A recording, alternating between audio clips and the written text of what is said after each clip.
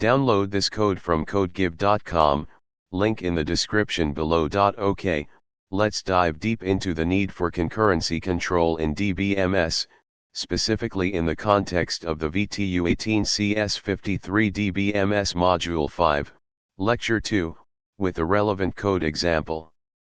This will be a comprehensive guide covering the why, what, and how of concurrency control. VTU 18 CS53 DBMS, Module 5, Lecture 2, Concurrency Control, Why we Need It. Introduction, the problem of concurrent access. In a database management system, DBMS, multiple users or applications often need to access and modify the same data simultaneously. This concurrent access can lead to several problems, potentially corrupting data and violating database integrity.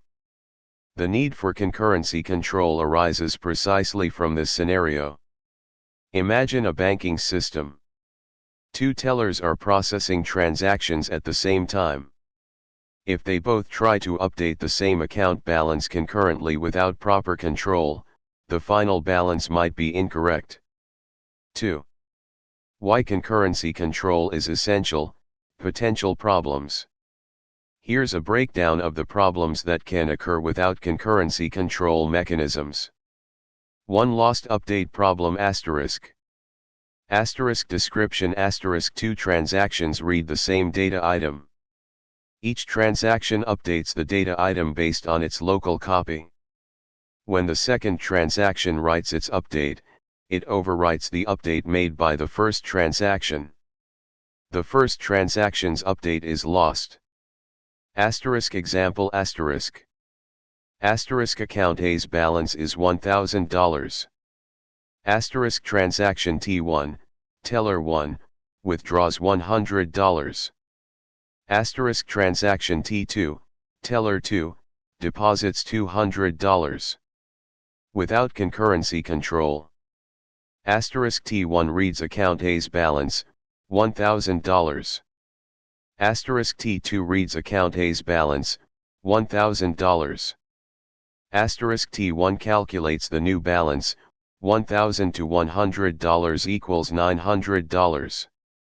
Asterisk T2 calculates the new balance, $1,000 plus $200 equals $1,200.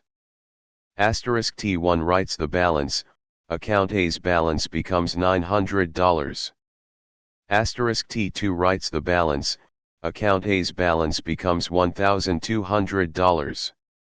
The correct balance should be $1,000 to $100 plus $200 equals $1,100. T1's withdrawal is lost. 2. Dirty read problem, uncommitted dependency. Asterisk description asterisk. A transaction reads data that has been updated by another transaction, but that update has not yet been committed, it's still tentative. If the updating transaction then rolls back its changes, aborts, the reading transaction has read invalid data. Asterisk example asterisk. Asterisk transaction T1 updates account B's balance from $500 to $400, withdraws $100. T1 has not yet committed this change. Asterisk transaction T2 reads account B's balance as $400. Asterisk T1 encounters an error and rolls back. Account B's balance is restored to $500. Asterisk T2 proceeds, believing that account B has $400, potentially making decisions based on incorrect data. 3. Incorrect summary problem asterisk. Asterisk description asterisk. A transaction is calculating an aggregate function, example sum, average, over a set of data while other transactions are updating some of the data in that set. The aggregate function may use some values before they are updated and other values after they are updated, resulting in an incorrect summary. Asterisk example asterisk. Asterisk. Consider a transaction T1 calculating the total balance of all accounts in a bank. Asterisk. While T1 is in progress, Transaction T2 transfers $100 from account X to account Y. If T1 reads account X's balance before the transfer and account Y's balance after the transfer, the total calculated by T1 will be incorrect. For non-repeatable read problem asterisk. Asterisk description asterisk a transaction reads the same data item twice, but between the two reads, another transaction modifies the data item and commits. The first transaction therefore reads different values for the same data item on separate occasions. This violates the requirement of repeatable reads within a single transaction. Asterisk example asterisk. Asterisk transaction T1 reads account C's balance, $2,000. Asterisk transaction T2 deposits $500 into account C and commits. Account C's balance is now $2,500. Asterisk transaction T1 reads account C's balance again, $2,500. T1 has read two different values for the same data item. If T1 was relying on the balance remaining constant for some calculation, the result would be incorrect. 5. Phantom read problem asterisk. Asterisk description asterisk similar to non-repeatable read, but instead of modifying existing rows, a transaction inserts or deletes rows that satisfy a query's search condition. When the first transaction re-executes the same query, it sees new rows, phantoms, or missing rows. Asterisk example asterisk. Asterisk transaction T1 executes a query to count the number of customers in a specific region. It finds 10 customers. Asterisk transaction T2 inserts a new customer record for that region and commits. Asterisk transaction T1 re-executes the same query. It now finds 11 customers. The new customer is a phantom from T1's perspective. 3. Goals of concurrency control. The primary goals of concurrency control mechanisms are: 1. Isolation asterisk transactions should be isolated from each other, meaning that the effects of one transaction should not be visible to other transactions until that transaction is committed. This prevents dirty reads and lost updates. 2. Consistency asterisk transactions should maintain the consistency of the database. If the database starts in a consistent state, a transaction should move it to another consistent state.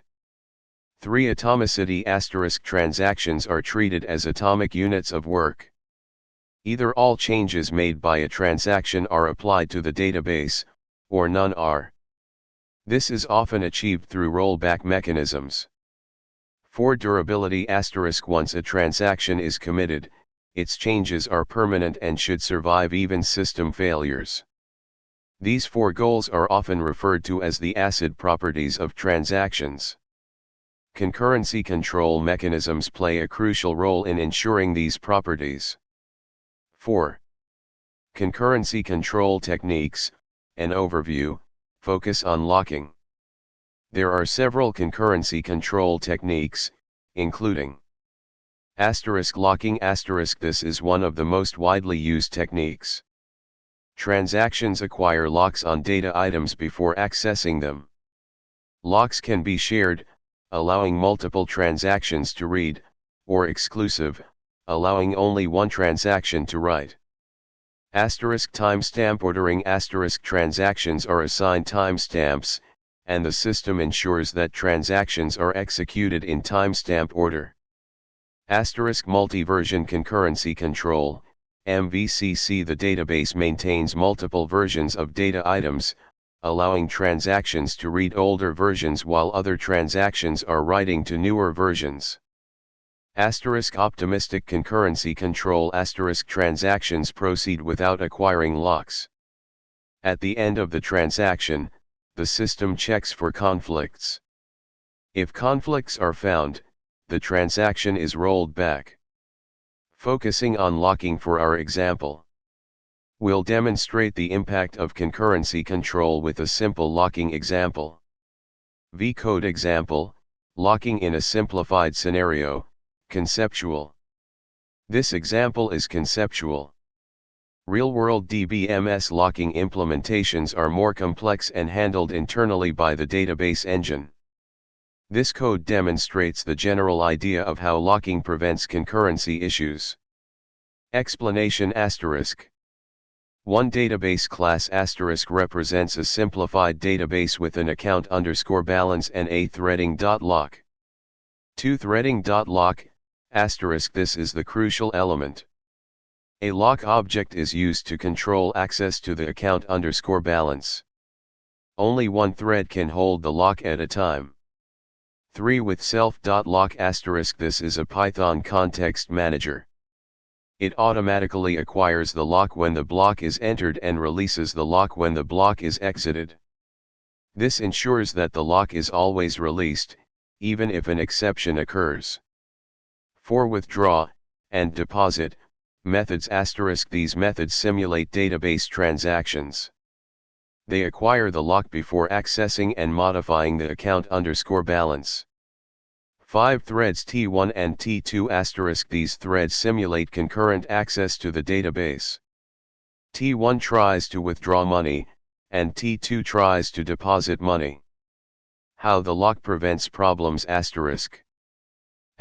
Mutual exclusion *. When one thread, example T1 withdrawing, acquires the lock, the other thread, example T2 depositing, must wait until the lock is released. This prevents both threads from accessing and modifying the account _ balance simultaneously.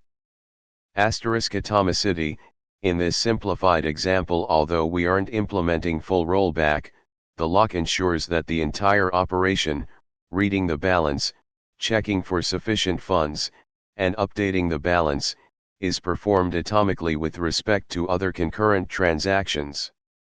Another transaction cannot interfere in the middle of the withdrawal or deposit process.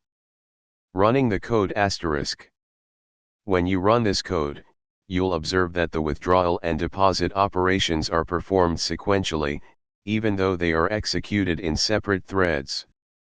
This is because the lock serializes access to the account _ balance. Without the lock *. If you remove the with self.lock lines from the withdraw and deposit methods, you'll likely see the lost update problem or incorrect balance issues. The threads will race each other to update the balance, resulting in an inconsistent final state. Try it and observe the difference. 6. Concurrency control and isolation levels, brief mention. The degree of isolation that a DBMS provides is often configurable through isolation levels. Higher isolation levels provide stronger guarantees about data consistency but can reduce concurrency, more locking, more waiting. Common isolation levels include read uncommitted * the lowest level. Transactions can read uncommitted data, dirty reads are possible. Read committed * transactions can only read committed data, dirty reads are prevented. Repeatable read * transactions can read the same data multiple times without seeing changes made by other transactions, non-repeatable reads are prevented. Phantom reads are still possible. Serializable * the highest level. Transactions are executed as if they were executed serially, one after another. All concurrency problems are prevented. The choice of isolation level depends on the specific requirements of the application and the trade-off between consistency and concurrency. 7. Practical considerations and implementation in DBMS. One DBMS handles locking * in a real DBMS, like MySQL, PostgreSQL, Oracle, etc. The locking mechanisms are implemented internally by the database engine. You don't typically write code to explicitly acquire and release locks in the way shown in the simplified example.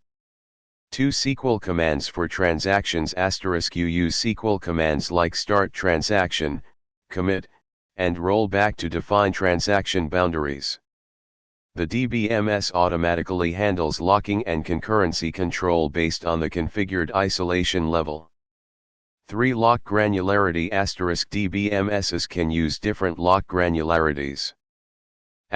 Table level locks. Lock an entire table. Simple to implement, but can severely reduce concurrency. Row level locks. Lock individual rows. Provide higher concurrency but are more complex to manage. Page level locks. Lock pages, blocks, of data. A compromise between table level and row level locking. 4. Deadlock detection and prevention. Deadlocks can occur when two or more transactions are waiting for each other to release locks. DBMSs typically have mechanisms to detect and resolve deadlocks, example by aborting one of the transactions. 8. Conclusion. Concurrency control is absolutely crucial for ensuring data integrity and consistency in multi-user database systems. Without it, problems like lost updates, dirty reads, and incorrect summaries can lead to data corruption and application errors. Locking is a common technique for concurrency control, ensuring that only one transaction can access a data item at a time. DBMSs provide sophisticated mechanisms for managing locks and providing different isolation levels to balance consistency and concurrency. By understanding the need for concurrency control and the available techniques, you can design and build reliable and robust database applications. The simplified code example provides a conceptual understanding of how locking works, but remember that real-world DBMS implementations are much more complex. Understanding these concepts is important to design a robust database systems.